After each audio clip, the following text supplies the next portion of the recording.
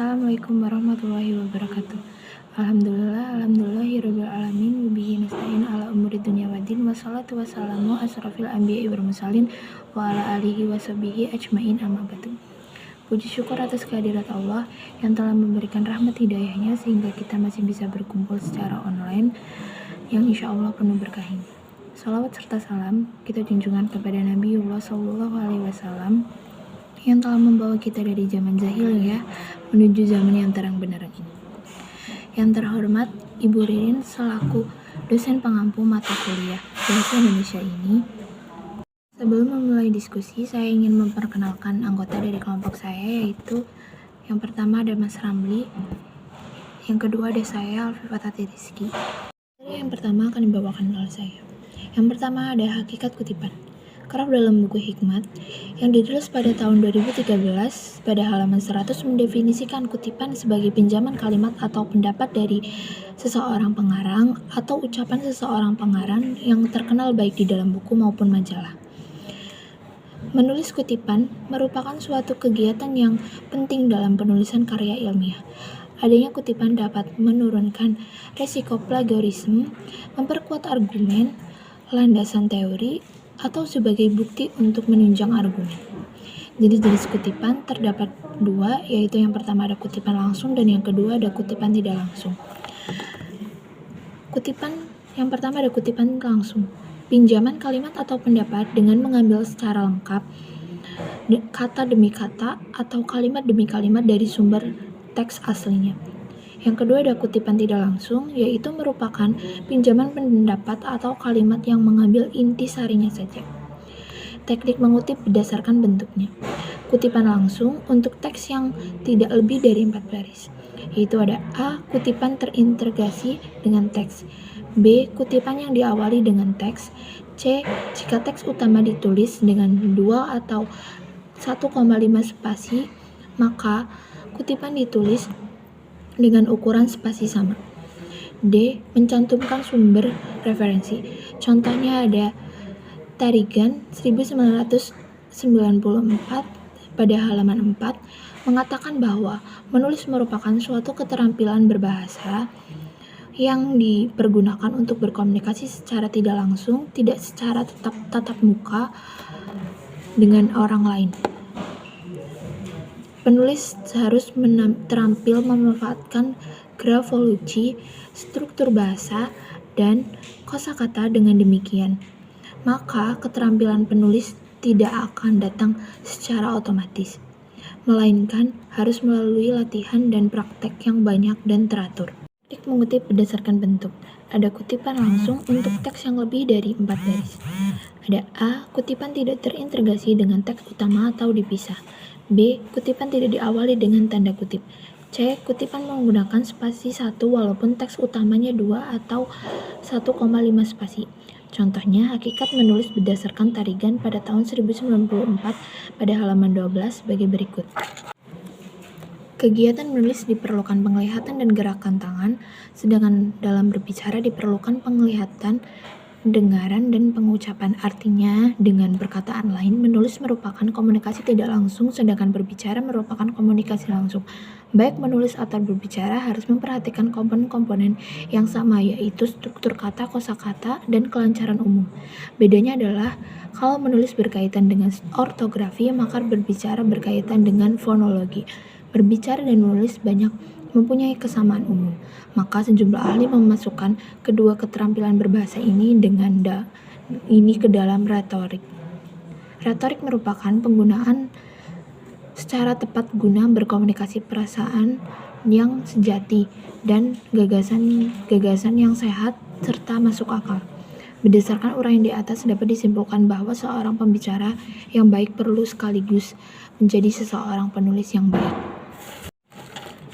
Teknik menulis berdasarkan bentuk. Kutipan tidak langsung menurut hikmat yang dirilis pada tahun 2013 pada halaman 103 terdapat beberapa hal mengenai teknik penulisan kutipan tidak langsung, antara lain sebagai berikut. Terintegrasi dengan teks utama, tidak diapit oleh tanda kutip, teks kutipan sesuai dengan teks utama, mencantumkan sumber kutipan. Contohnya, majas menurut Nugriantoro pada tahun 1984 pada halaman 297 merupakan kata-kata yang tidak menunjukkan pada makna harfiah melainkan pada makna yang ditambah atau makna yang tersirat. Materi selanjutnya akan dibawakan oleh rekan saya yaitu Mas Ramli. Baik, di sini saya akan melanjutkan materi yang telah Mbak Alif sampaikan tadi mengenai teknik mengutip. Teknik mengutip yang selanjutnya yaitu teknik mengutip berdasarkan penulisan sumber. Di sini terdapat dua variasi yaitu body notes dan footnote. Catatan dalam tubuh karangan atau body note digunakan dalam artikel atau karangan buku, terdiri dari 3 unsur, yaitu nama pengarang, tahun terbit, dan halaman. Berikut ini teknik penulisan body notes. Yang pertama, body note terintegrasi dengan teks utama. Yang kedua, nama pengarang cukup ditulis nama akhirnya saja dan tanpa gelar. Yang ketiga, tahun terbit merupakan tahun kapan buku rujukan terbit dan lazimnya terdapat di awal sebuah halaman buku. Yang keempat, halaman yang tertulis atau ditulis merupakan halaman teks yang kita jadikan rujukan, bukan halaman karangan kita sendiri. Yang kelima, menggunakan tanda kurung yang di dalamnya berisi tahun dan halaman yang dipisah dengan tanda titik 2. Yang keenam, jika di dalam tanda kurung terdapat nama pengarang, maka setelah nama pengarang itu ditambah tanda koma. Dan yang terakhir, bisa diletakkan di awal maupun di akhir paragraf. Untuk contohnya bisa dilihat di slide berikutnya ya teman-teman. Di situ tertera majas menurut Nurgiantoro tahun 1987 di halaman 297 merupakan kata-kata yang tidak menunjuk pada makna harfiah, melainkan pada makna yang ditambah atau makna yang tersirat. Atau bisa dengan contoh yang di bawahnya, majas merupakan kata-kata yang menunjuk pada makna harfiah melainkan pada makna yang ditambah atau makna yang tersirat. Nurgiantoro tahun 1987 halaman 297, seperti itu. Berikutnya mengenai variasi teknik mengutip berdasarkan penulisan sumber, ada yang namanya catatan kaki atau footnote.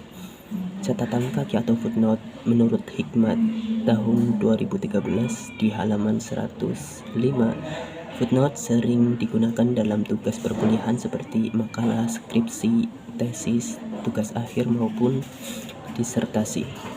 Berikut ini unsur yang harus ditulis dalam footnote. Yang pertama, nomor penunjuk. Yang kedua, nama pengarang. Nama pengarang ditulis biasanya tidak dibalik dan tanpa gelar. Yang ketiga, judul karangan. Yang keempat, daftar kepustakaan meliputi kota terbit, penerbit, dan tahun terbit. Yang terakhir yaitu halaman. Untuk cara menulis footnote, jika sumbernya dari buku, yang perlu ditulis pertama adalah nomor penunjuk, nama pengarang, judul karangan, daftar kepustakaan, lalu halaman.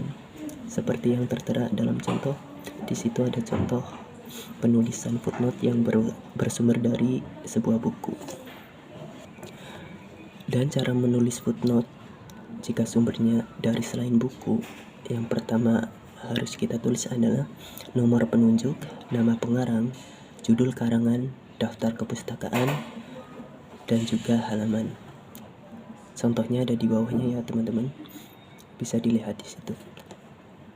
Dan selanjutnya, menurut Hikmat tahun 2013 di halaman 107 menyatakan penulisan catatan kaki tidak selamanya rujukan mencantumkan seluruh catatan kaki. Hal ini terjadi karena rujukan yang dipakai tidak hanya dikutip sekali saja tetapi lebih. Maka kutipan-kutipan selanjutnya cukup diwakili dengan istilah IBID, log, CIT, dan OPCIT. Istilah IBID singkatan ini digunakan apabila referensi dalam catatan kaki nomor tersebut sama dengan referensi pada nomor sebelumnya, dalam kurung tanpa diselingi catatan kaki lain. Untuk contohnya bisa dilihat di slide berikutnya ya teman-teman. Di situ adalah contoh dari penulisan IBID. Berikutnya istilah OPCIT dan log CIT. Menurut Hikmat tahun 2013, di halaman 107 menerangkan bahwa OPCIT memiliki arti pada karya yang telah dikutip, sedangkan LogCIT berarti tempat yang telah dikutip. Baik, di situ tertera bagaimana contoh penulisan istilah OPCIT dan LogCIT. Teman-teman bisa lihat sendiri di slide. Itu adalah contoh bagaimana cara penulisan OPCIT dan LogCIT. Yang terakhir ada kiat-kiat mengutip. Di situ tertera 4 poin terkait kiat-kiat mengutip. Yang pertama yaitu menerangkan kutipan. Menerangkan kutipan ini, penulis dituntut untuk membahas kembali kutipan yang telah dikutip dengan mengutarakan interpretasinya atau cara pandangnya. Yang kedua, memperkuat gagasan dengan kutipan. Dalam memperkuat gagasan dengan kutipan, letak kutipan berada di akhir sehingga seakan-akan kutipan tersebut menjadi dalil pembenaran atas pendapat penulis. Yang ketiga, menyimpulkan beberapa kutipan. Dalam menyimpulkan beberapa kutipan, ada beberapa hal yang diperhatikan, yaitu berisi beberapa kutipan. Kutipan satu dengan yang lainnya harus satu konsep sehingga bisa disimpulkan. Letak kesimpulan ada di bagian akhir. Dan yang terakhir, membandingkan beberapa kutipan.